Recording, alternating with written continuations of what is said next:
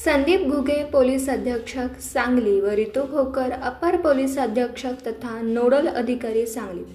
यांच्या आदेशान्वये तसेच विमला एम उपविभागीय पोलीस अधिकारी शहर विभाग सांगली, प्रणिल गिल्डा उपविभागीय पोलीस अधिकारी मिरज, सचिन थोरबोले उपविभागीय पोलीस अधिकारी तासगाव व दादासाहेब चोडाप्पा पोलीस उपाधीक्षक गृह तथा सहाय्यक नोडल अधिकारी सांगली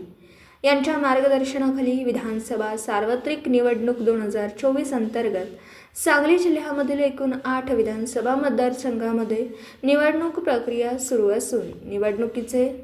अनुषंगाने लागू असलेल्या आदर्श आचारसंहितेस बाधा येऊ नये तसेच कोणताही अनुचित प्रकार अथवा कायदा व सुव्यवस्थेचा प्रश्न निर्माण होऊ नये याकरिता सांगली जिल्हा पोलीस दल तत्पर व सतर्कतेने कार्य करत आहे।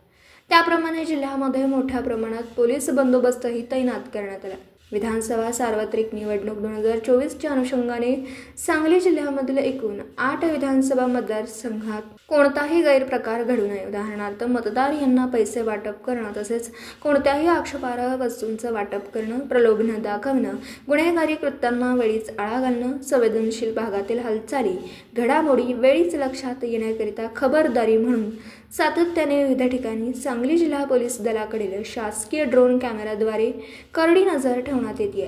सदर ड्रोन कॅमेऱ्याचं चित्रीकरणाची क्षमता ही किमान 3 किलोमीटर अंतरापर्यंतची आहे, त्यामुळे जवळजवळ संपूर्ण शहरावरती ड्रोन कॅमेऱ्याची नजर राहणार आहे।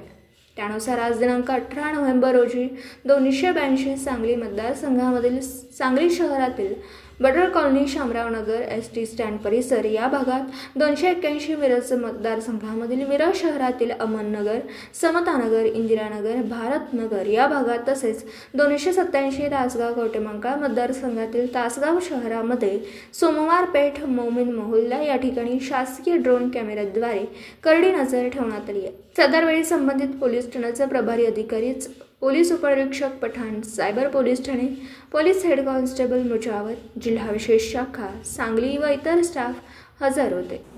दिवसभरातील घडामोडींचा आढावा घेण्यासाठी पाहत रहा N24 मराठी न्यूज चॅनल।